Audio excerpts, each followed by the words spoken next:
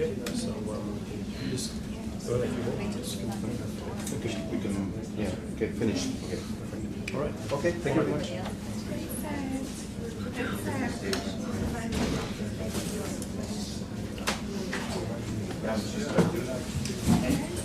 This is in the way. Do you need it? No.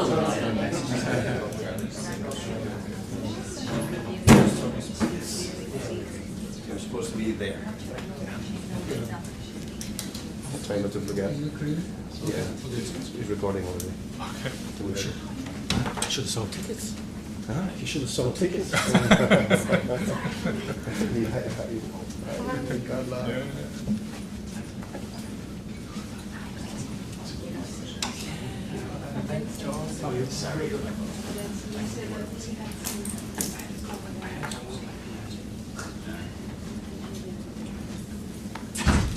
Can we start now? Oh, yeah, whatever you want. Okay. So it's our pleasure to have Mikel Forcada from University of Alicante to give us a presentation. So I will not introduce the details. You can see the abstract and the introduction of the professor in the announcement. So I will not repeat it again. So thanks. Thank you very much. Thank you. It's also a great pleasure to come here to Dublin. I was here for a year, like 8 years ago, so I kind of know the place a bit, and it's great to be around.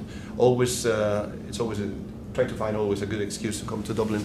This is a work we did in collaboration with two people at my university of Alicante, Mikel and Felipe Sanchez, and also Lucia Specia at the University of Sheffield.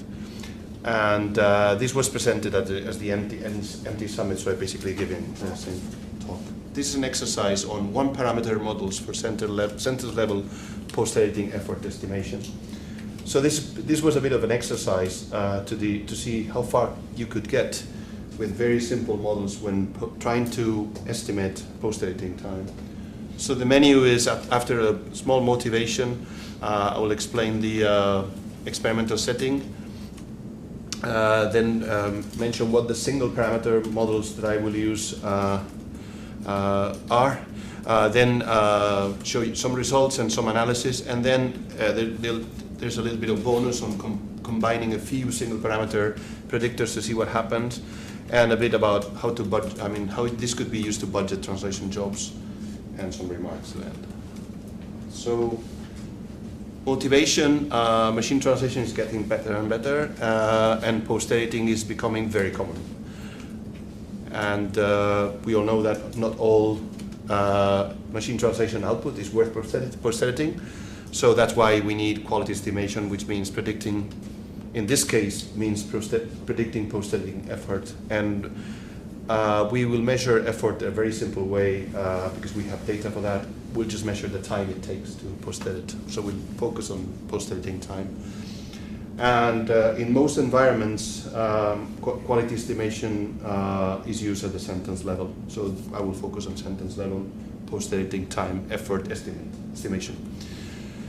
So the current post-editing time predictors at the sentence level are too complex. So they extract many features from both source and machine translation, and they use expensive external resources like other machine translation systems to provide pseudo-references. Then they have thousands of, or even hundreds and thousands, or sometimes even millions of parameters to be learned. And the learners, the learning architectures are rather complex. However, the time predicting performance is still very modest. So if you look at measured time and the time they predict, you get Pearson correlation with measurement plateauing around 0.65, which is not glorious, and so it's not very good. So the question in this paper, in this talk, is what would be the performance of very, very simple predictors using just one adjustable parameter? So just instead of using thousands of parameters, just one. So this was basically like an exercise to see what happened. So the experimental setting, we used the data set for WMT 13 and 14. We didn't use 16 at that time. We could have added this. So these are postulating of machine translation from English into Spanish, and we have the typical. This is the setting of the two WMT 13 and 14 contests. So we just used the public data there, and the models we used were very, very simple. We basically used three models. One would be a weighted average model, which I will explain in a minute, a length-based model, and statistical source and target language models. So just very, very simple. And the last two are commonly used as features in most existing predictors. So most of the predictors you have, the baseline, have source language, target language, and length. So the weighted average, we thought, okay, so the idea is very simple. It's like if you have a sentence that looks a lot like one sentence for which you have a postulating time, the postulating time would be similar. So what we do is we basically take the average. I will explain the notation in a minute, and you weight the times for some sentences, for all the sentences in the training set, and the weights are determined by means of a formula. So this, we had a few averages. We could have character level or word level. So U can be C for character, W for word. And we can compare, when we compare the problem sentence that we want to estimate postulating time for with the sentences in the training set, we can compare the source, we can compare the machine translated target. So XI can be SI, which is the source, or can be the machine translated target, MT of SI. So the average is basically you take an average on all the times in the training set multiplied by a weight, and the idea is to weigh with a bigger weight those entries, those training examples which are similar to yours. So we do this by using softmax style function, where we basically use an exponential of minus the edit distance. So if the edit distance is 0, the weight would be 1. Well, divided by a normalizing factor. If the edit distance is very large, that term would be almost 0. So we have a single parameter here, which is the slope of this exponential alpha. And this parameter can be so it's like it looks like a bit like using like basis functions around the examples, but not with the square, just with the edit distance. And so this has some interesting properties. If alpha is 0, it's basically the average of all training times in the training set, no matter what the sentence is. If alpha is bigger and bigger, basically gives you the nearest neighbor. So it gives you the time of the nearest neighbor. So it has a nice mathematical properties. So it's somewhere between picking the nearest neighbor and picking the time for that one, or just picking an average from the whole training set. So we do a mix. Yeah. Alpha we found by splitting the training corpus into parts, 80 and 20%, and just adjusting it so that we could minimize the mean absolute error on the held out set of 20%. Length is even simpler. We just say we just have 4 TLEN, we call it TLEN predictors, which can work at a character or at the word level, can use machine translation or the source, and it's basically A multiplied by the length. So the longer the sentence, the harder to postulate. Very simple. And we just obtain the model by minimizing the mean absolute error over the training set. It's just very simple. Just fit it and get it. These models are very crude because they actually ignore the actual postulatability of empty output. They just look at the length and say the longer, the costlier. So it's a very baseline model. And it's basically does not estimate quality. You think of it, it's that it's not a quality estimator because it doesn't take quality into account, just length. So you predict everything. The same prediction regardless of the actual words or characters. So if you change one word by another word, it would still say the same. And for example, truncated, abnormally short output would be estimated to be easier to postulate than the real one. So very bad model. And the third model is basically the target language and source language model. So the source model is basically the log of the probability you get from a language model trained on a source, on the source part of the training set, and you have another parameter A here. So this basically measures the unlikeliness of the source. Some people call it complexity of the source. Basically, it's how unlikely it is. I mean, how different it is from most of the sentences. And for target, it kind of measures the fluency. So it tells you how fluent the translation is. So both are like unlikeliness could be related to effort, and non-fluency could be related to effort. So both are very simple, remotely related to ease of postulating. So very very rudimentary models. The only one who actually tries to do some quality estimation is the weighted average, because it actually looks at the examples which are similar. Results. Okay, so we basically ranked this among WMT13 and WMT14 participants. Just put them in there. We ranked them according to the mean absolute error as the tasks did, and we also computed the Pearson correlation with the actual measurements. We show it as in the table. So for WMT13, some of them actually got very good results. So target language model, source language model got, among this is the list of winners, and the shaded ones are the one parameter. So target language model and source language model, I'll tell you a little bit about them now. So this is a bit of a non-surprise here if you think of one thing. But this is actually very good. I say something like length is better than DFKI linear 6, which was very big, or CMU full, which had thousands of parameters, and many others. Actually, there were, so that's for WMT13, single parameters rank among the top systems. Language model results may be too good because they're trained with non-independent data. So you could probably ignore these two here. You could say, because they were the same data used to train the system whose quality was estimated. So let's pretend these two are not here. So CNGL is safe. And we go down. But this was very surprising. So this, just looking at the training set and averaging in a clever way the results there, we were getting better than some of the big guys. What was even more surprising, that it was length that was doing so well.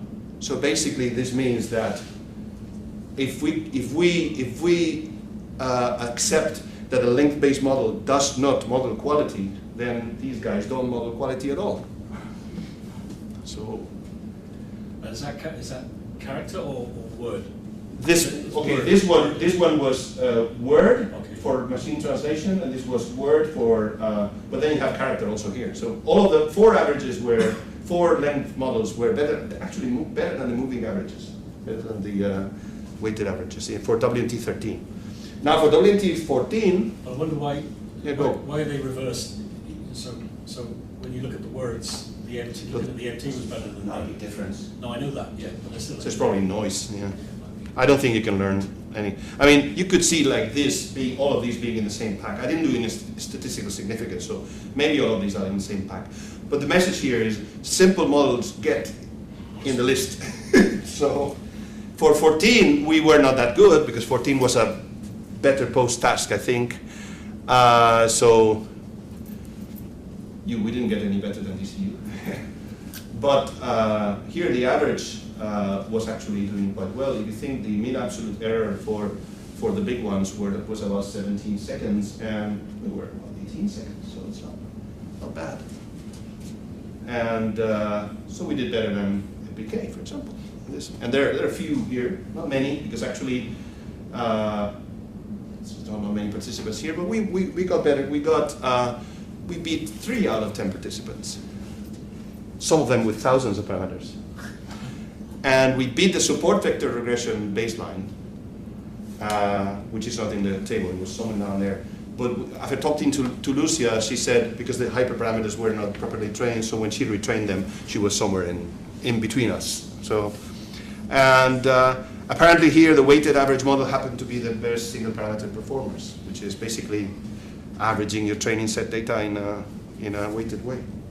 So what does this mean? We did some analysis because, okay, first, so why do these predictors compare so well to complex predictors of many of participants? One thing is that additional features may be adding a lot of noise, which is hard to filter out by the learners. So you extract many features, so it's very hard to learn in that space. Whereas my space is just a scalar, so it's very easy to learn. Maybe the architecture of the learners of regressors is inadequate. I don't really know. We'll see some results now that point at maybe some other problems. Maybe the optimization is incomplete, so they could do better. And I'll show you a bit about that. Or maybe they were just overfitting to such small training set. Remember, the training set were in the hundreds of sentences. So, I mean, yeah, you're trying to fit a model that uses thousands of parameters on hundreds of sentences. That doesn't make any sense. This is like, well, I'll tell you more about this. So why does length work so surprisingly well? I mean, length is a non-quality estimator and works very well. But I think that's perhaps because all the sentences came from the same MT system. So then, more or less, the post-editability of all of them was roughly the same. So length was a good average. So if you had two different systems, you could just have a different A for each system, different parameters. So you could train them separately and then decide which one to use. Since the output of participating systems is available from the shared task, what we did, we computed the Pearson correlation between our predictors and some of the important predictors there. So in general, when we have systems that show good correlation, so when some of our systems show good correlation with some participants, usually their agreement is very good. So for example, this Sheffield system and one of our moving averages for WMT13 got a moderate correlation of 0.67 and with a small change in the mean absolute error. So this means that probably they're complementary. So small change, not good correlation, so probably pointing in different directions. And you have the other case, like for example, LIMSI and one of our models had very good correlation, 0.74 is better. Well, it's moderate to good, but the difference in mean absolute error was 18 seconds, which is probably a scaling problem, as I will show in a minute. In WMT14, for example, one of the DCU systems and one of the length systems had a very good correlation of 0.90, so they were pointing in the same direction with a very small difference in mean absolute error, but this system had hundreds of features using external sources of information versus the number of characters. So this, I mean, I think we should think about why this happens. What happened in the listings, if you saw this, is that Pearson correlation rankings and error rankings are different, and that shouldn't be like that. So this points at a possible scaling problem. So if the mean absolute error is an absolute error, so it's sensitive to scaling. So you multiply the output of one of the predictors by, let's say, 1.02, or 2% more, then you would increase or decrease the error. Whereas the Pearson correlation won't change, because it's just a scaling, I mean any linear scaling. So what we did was an oracle scaling. So by looking at the test set data, we scaled the participants to fit the tested set data so that the mean absolute error was the minimum possible. And the results are interesting. For example, for LIMSI, which was a very bad performer because its mean absolute error was 70, actually after scaling it with a scaling factor of 1.8, got to be a very kind of reasonable one. Okay? Or, yeah, most of them didn't have big scalings, like this one scaled like 1.16. So this is I want to insist this is oracle scaling, so we know the test set. We're just trying to make it as close as possible to the test set by just scaling all the outputs by one number. And well, in some cases you seem to get results. So for WMT14, these three systems, actually, one of them is the DCU system, actually by downscaling it a little bit, it improved about 1 second over 16. So it was, 8%, 7%, something like that. So this, I don't know if this means, of course, this is oracle scaling, so it has to be taken with a grain of salt. I mean, the real way of doing this would be to actually haven't done that, but I could have done just taking part of the training set and scaling on another part of the training set. Could have done that. Didn't think of that. But So that would be training set scaling, and that probably would give you not so, I mean, this is all the mileage you can get because you have an oracle, so you would get somewhere in the middle. But this is clearly an indication that maybe some of the outputs are not properly scaled. Just by scaling them a little bit, you could get better results. So there's something very strange here. Well, this is what I just said, that training set scaling will likely lead to more. So what's the problem with the regressors? To see if I could get better, I just changed, we just combined some of the predictors. We didn't do for the moving average, just for the lengths and the language models. We have 6 different predictors, so we have 63 possible subsets. And I used a multidimensional simplex Nelson-Mead optimizer, restarted 200 times to be trapping at local minima. Local minima are very common here because all of these things are very linearly dependent among them, so they don't really tell a different story, so you have to do this. And the result was that we didn't get very far, so we just almost got split second faster, better prediction. So I don't know, maybe it's a problem with simple linear regression or overfitting, so this didn't help much. So apparently all of our measurements, all of our predictors basically point in the same direction, but we didn't try with the moving or the weighted average here, so maybe the weighted average tells a different story. So one thing we tried is you would use post-editing time estimation to budget a translation job. That's, say you give me a translation job, and I'll tell you how many minutes it will take you to post-edit it. So I use an estimate for that. So what we did was, so this is when you pay the post-editors by the hour, and if you just disregard the actual hourly rate, you can just look at the Pearson correlation, because it's a linear scaling. The hourly rate is a linear scaling. So we just looked at the Pearson correlation, and if we look at the Pearson correlation, we just we can if it's very high, it means that both are predicting the same post-editing time. We randomly extract jobs from the test set. So you take the test set, we take 100 sentences randomly from the test set without repetition, and 100 segments per job. And so, sorry, we get 100 segments per job, and we take 100 random jobs. So we basically make up jobs from the test set, and study the correlation between the predicted total time by our predictors and the actual measured time for those random jobs. And the results are here. So for WMT13, the winner gets a correlation coefficient of 0.867, and the baseline is about 0.85, and some of our simple models are there in the middle. So a correlation coefficient of 0.86 and a correlation coefficient of 0.85, which you get from the Taggart language model, or just the length, is not such a bad correlation coefficient. So does this mean that the one parameter predictors are good? No, I think it means that the best performer is not that good. Okay? And I'm sorry I have to say the same about this one, although this one actually stands out a bit, because you see the DCU, the winner, actually got 0.86, and some of our simple parameters got like 0.82, and the baseline was worse here. So they're not very bad at they're not as, they're almost as good as the best predictors at predicting total time for random jobs. So I don't know. I don't know what the take-home message here is, but a very simple predictor obtained competitive budgeting accuracies. Competitive, it means as bad as the other guys, I think, here. So to conclude, one parameter post-editing time predictor are surprisingly competitive with predictors that use strong learning algorithms, hundreds of thousands, or even hundreds of thousands of features, like the referential translation machines, which use thousands of parameters, or additional resources such as other NT systems, like pseudo-reference stuff.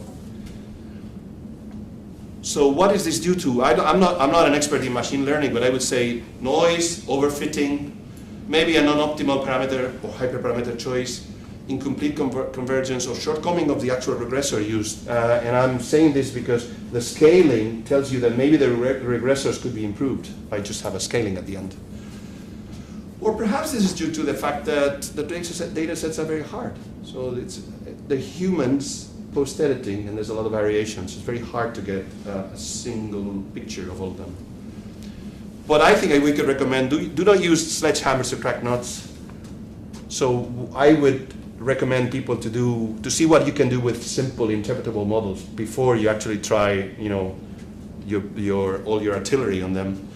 And only then incrementally move on to see if you can add some more complexity to your models and carefully select relevant features, which is not a surprise again. I mean, it's like, feature selection is a very important thing. Now we are in the era of neural systems where they select their own features sometimes. So maybe there's some interesting things to do there. And the results we'll see what happens with the WMT18 task. It's the first time we are trying to predict insertions. So that's interesting. So these are the guys that supported this, Spanish Ministry of Economy and the Spanish Ministry of Education, Culture and Sport. For my sabbatical stay at Sheffield, and then the European Commission through QT21. So that's all. Thank you very much.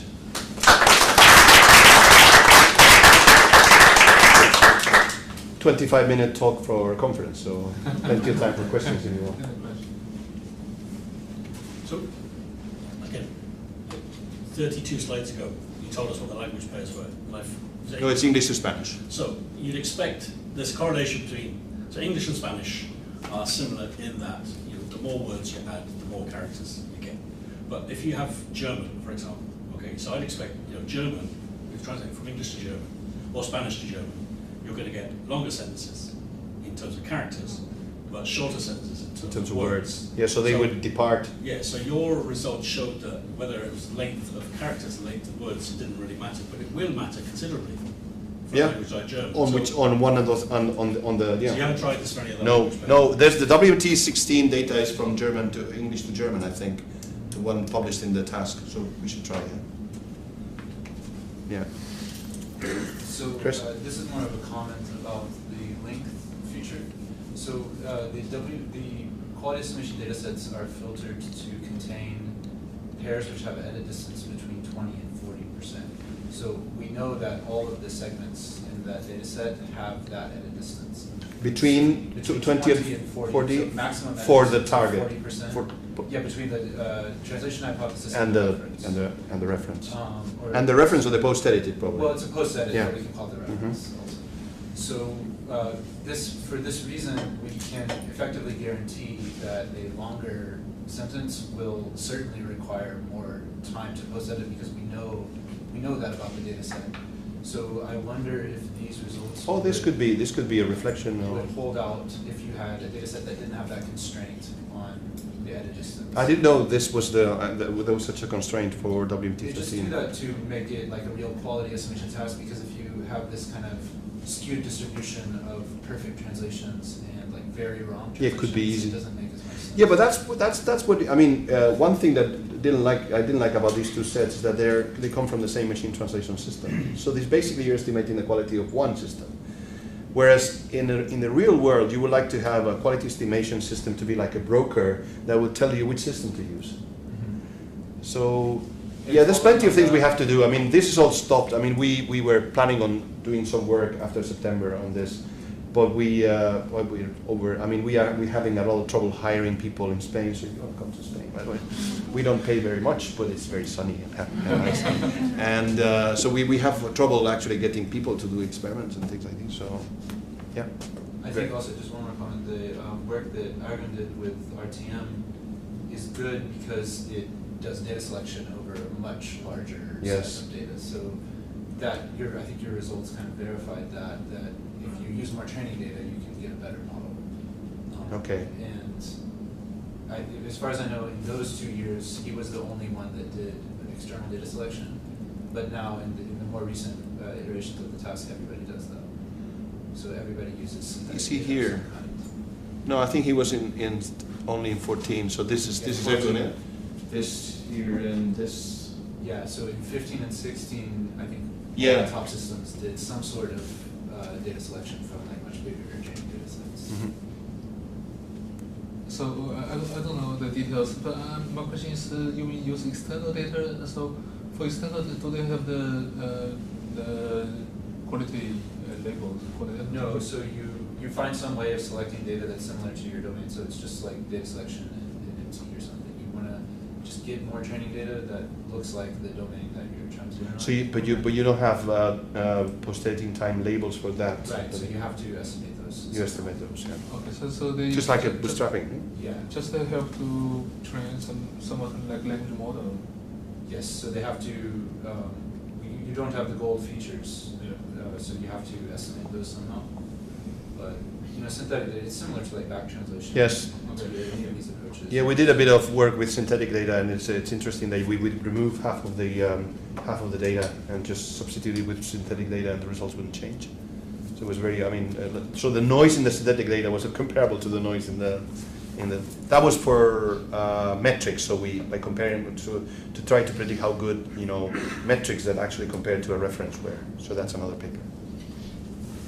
Did these shared tasks provide specific development data, or that all the participants then agreed to use for tuning? Or No, I think you can bring in the quality estimation task. You can basically bring anything. Yeah, it's unconstrained. Unconstrained. Use whatever. I was just thinking how best to measure the overfitting, because that's an interesting question to see. Is maybe how much is the reason for this behavior that maybe was overfitted to training or development data.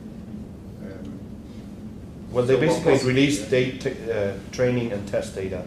What you could do to measure the overfitting, they could do, is to actually remove some data and see if the system they get has very different parameters and see. But this is basically like cross validation. You want to keep your effort. You don't want to redo the whole experiment. No, I cannot. So it's a question. Of course, if they all the participants did different ways of choosing the parameters, so some might have done cross validations, others don't. It is very difficult to compare these different systems. Well, they're basically submitting the best system, or what they believe to be their best system. So a crude way would be just to say use all the training data as test data and see what the ranking is then. Well, that's what I would do to select things or cross validation. To see whether then these systems, whether your system is a single parameter then suddenly moves down the list drastically. Yeah. So that would indicate that there is overfitting going on. Oh, yeah, Systems, that's very if you interesting. measure on training data and the submitted systems suddenly are a lot higher, then that would confirm that. Yeah, but I would need their systems. I would need to be able to run their system. Yeah, you don't have those I predictions. don't have them. I have predictions, but for the best system. For the test set. For the test set for the best system. Yeah, but not for the training It's set. not for the training Yes, set. but probably I don't even- think we have them for the training set. But the participants wouldn't even have that unless they were investigating this. Yeah. You have the Sheffield systems. Well, we have the Sheffield systems. Yeah, we could do that. I don't know. This was basically an exercise to say, are we doing? I sometimes have the impression that machine translation in general as a field is going toward models that people don't understand what they're doing. So, and I think that's dangerous because basically it's like we're not learning anything. So when you move to a different domain or something, maybe there's nothing to take home. So we thought, I'm not claiming that single parameters models are actually learning anything. Actually, they're not. What I'm trying to say is probably, we should reinvestigate this. Look, if you were the task organizer, you could say, right, the constraint is that if you don't read this single parameter Don't model, send it. You don't, yeah. You have to be able to be, a length-based model, single feature. For that the paper gets published, or what is the penalty? Before they submit. Yeah, otherwise it's not accepted to the workshop. Yeah, because some of these papers were actually papers in the workshop. It's a very simple task. It can be easy. It can be used for our machine learning course as an assignment. Very simple assignment. See, this is like a cautionary It's very tale. simple. This is like a cautionary tale saying, hey, be careful. You may believe that you're doing something interesting, but then maybe not. So I'm just saying maybe. I don't know. Maybe it's a hard problem. So we would like to see if it's synthetic, well-behaved quality estimation problem where you actually have real quality estimation problems. So I don't know. We haven't tried this with, for example, HTR, which is not that sensitive to actual people editing. So and then maybe you don't have such big variation. and maybe the other guys get better. So there's plenty of work to do here. This was just a kind of a exercise. For shared task organizers in the room, I think it is a little bit dangerous to reject a submission when it doesn't meet the baseline on the test set. Because you can make an honest attempt and have something interesting to say, but just something. Don't make it. Yeah. It doesn't. Yeah, make it's a negative result, which is also interesting too. Like, or that as well. That is another. Yeah, but these are not depicted as negative results. These are just WMT papers of winning systems. Okay. Now I'm just thinking of So this is the the one difference. shared task. The density of a label was substantially different in the test set than in the training set. So a machine learning method that optimizes towards that bias, which would of course suffer, and a simpler method would win. So that is a really tricky situation. Then should you reject a paper simply because the test set was quite different? Yeah. Yes. Do you think this ranking would generalize to a much bigger data set? I don't know. We should try that. Because the more, as you mentioned, the more complex systems may do better on a bigger training set. And Maybe. that would be the one that would be really useful in practice, because this training set is nothing. It's very small. But it's a typical, I mean, it's small, but it's the typical training set that companies would have available. I mean, companies won't have thousands of segments available with time. I mean, Carla's saying yes, because it's hard to collect this. I mean, you get people to translate all those words, and it just costs money, and they have to measure them. So it's not easy to come by. I mean, Qt21 has big sets, and some of them were released for WMT16, so we have to try. But doing all these experiments also costs money. Don't you think it's better to focus some of this effort on building the data sets? Oh yeah, I'm not responsible for the data sets. I just used what was there, and I just said this is an ill-posed task. I think that's what it basically means. And they do have bigger data sets now, I think. Yeah, they have bigger. They now. have like 30,000 now. Exactly. No, well, yeah, at least tens of thousands. I don't know if it's Well, 30. last year they had 30,000. I think this year they have even more, like 50. But they don't have post-editing time for those. Oh, not for the post-editing time. Yeah, because time is what I was interested in. Well, I just wanted to ask, I don't know how this time was measured. Is it only one translator, or how many translators are there? Do you have Okay, identified in number some of the translators? sets there were, I mean, in the sets it was the same system and different translators. But you don't know which translator. They don't it was. say. They don't tell you. In one of them, I think in WMT14, I seem to remember there were a couple of translators. The 13, I think it was a single translator. Because the whole problem is translators will have a very different productivity rate, even in different tasks. Yes. It's not the same translating from I scratch agree. than editing fuzzy matches or post-editing. That makes the problem even more interesting. So I was just thinking, For industry. well, you know that paper because we discussed it, the paper where I had 10 translators doing the same task, Yeah. and we had so massive differences Oh, yeah. in productivity. So it would be interesting to see, if you get my data set, whether you can predict what's happening, because Send it we had along. We'll very try. different Yeah, we can try. times. But Actually, your paper was part of the inspiration for this. We were starting to think of very simple quality estimators, and it was, yeah, it's actually cited, I think, somewhere.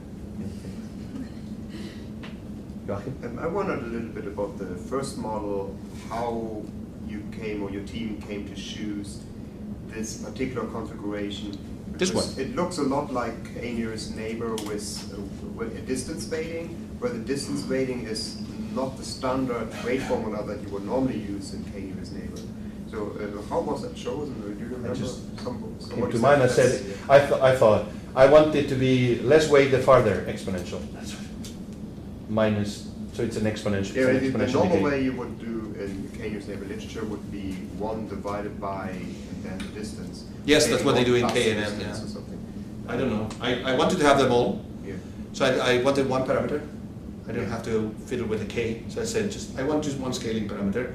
So I thought an alpha would be a nice parameter because you have two very simple interpretations, the two ends. But K basically is infinity in your set, All right. in this setting. K is infinity, yeah. But Yeah, because so you select all. that's a non-parameter then. Yes. Then my parameter is how I weigh those Yes. those infinity examples. I mean, So- somebody could argue that this is K nearest neighbor, and you just set by intuition K equals infinity. So in a way, it's a two-parameter. Maybe I read this. This has another name. I encountered a paper where something like this was used and it had a different name. I don't remember now, but Is that name in your paper? no, it's not in the paper. I found out later. That would be interesting. Yeah, but it was not used exactly in this setting. It was like it was also like weighted average. I have notes in a notebook somewhere about that, so I can dig it out. But anyway, it's just your regular exponential decay. I mean, looks like a max entropy formula. Bit, huh? Yeah, it's that. Yeah, It just looks wondering like, yeah. because whenever It's a softmax. It's a softmax style formula. I'm actually doing a softmax, a softmin actually. I do this, try this by this. I'm actually choosing the minimum when alpha is infinity, and choosing just a complete average, and then it's a soft min actually. I'm asking because, like John and I recently just taught the basic machine learning class, and in every machine learning book, it is presented with this one particular weight decay, and just wondering always why doesn't one use something like this, for instance, or something based on rank and so on. Rank, yeah. It would be interesting just to know what the. Yeah, I was just trying to think of a single parameter system that I could easily interpret. So I don't have any particular. I don't feel particularly attached to this. It's just easy. If something better comes along. So doesn't scale with the size of your training data set because you have to look at every instance of Yeah, data like- distance of that's every right, instance yeah. of your training set. Yeah, well then you need to maybe set K not to infinity. I know this If because- it's smaller. But even in that case, you still have to look at all of them to get the K. Otherwise, you don't. Well, you can use if you set a distance, you can use the triangle inequality Right, you can- to avoid searching the whole set. Like You a can- fully you can- Or a B tree, or yeah, there's data structures you can use, Many. but still, it scales in the size of your training set, data set. No, can be. There are some that can be. There's people in the other group in my department who do this like fast nearest neighbor searches, and you know they did it like 20 years ago. So they have algorithm AESA and LAESA and nearest neighbor algorithms. So we have a bunch of nearest neighbors who know how to do this in less time than the size of the training set. But because you basically use some prototypes and you discard areas, and you basically it's basically ends up being like a tree. Okay. So it would be kind of log, more or less. But I'm not. You can easily see that I'm not a machine learning expert. So Can I ask the source side of these two data sets are generated by UMT or SMT? it's SMT is old. I'm just worried because different kinds of machine translation system maybe prefer different style of mistakes. For example, in your table, your language model Yeah. feature is best, but UMT maybe try to fool your language model. It will generate very frequent. Well, the language model was best because it was the language model from the same data as the machine translation system, which was a bad setting. So the let's see. Sorry about that. So here, these two got very high because they were. It's like cheating. They were using the same data as the machine translation system that was actually tested. So no good. But the source side is not dependent on translation. No, source side is just a sample. Wouldn't Yeah. that be a research question to see whether that actually helps? Because if you have some data that's different from what the machine translation systems train on, but that is similar to what you're testing on, I would think that's actually better because you're testing Yeah, but here how much does the machine test translation and train came from the same set, I think. Okay, yeah, but say if the test came from some other domain. Oh yeah. And you actually have a language model that can give you good perplexity for that domain, then you can measure how much the machine translation output deviates from that domain. So So that would be Yeah. nice to Yeah. have as a Yeah. feature. So no, Oh, there's pain. many research questions here. I mean, the thing I want to say, I mean, I don't claim this to be important. It's just an empty summit paper, but which didn't get in other conferences, so no problem. But I think lifting just exposing the research questions is important, and I don't think many of these papers actually even try to ask the question. They just go and throw a big system at the data and see what they can learn. Also because, I mean, most of these big performers are big teams which have a lot of resources, a lot of people, so we kind of compete with them, so we try to see if we can cheat. This paper is a bit like the paper I gave Yes. 2 weeks ago. It's just think about what you're doing Yeah. before you do it, you know, and then try Exactly. and judge whether it's important or not. Yeah? Because far too often people just do these things automatically. Yeah, when you have a hammer in your hand, everything looks like a nail. Good. Okay. Any more questions? Okay. Thanks Mikel again. Thank you.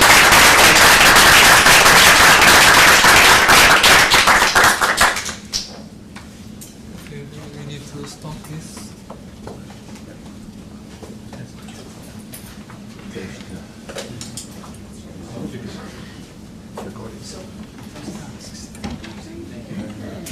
Doesn't finish. Thanks, guys. Bye, Mikel. See you next time. See you. Yeah.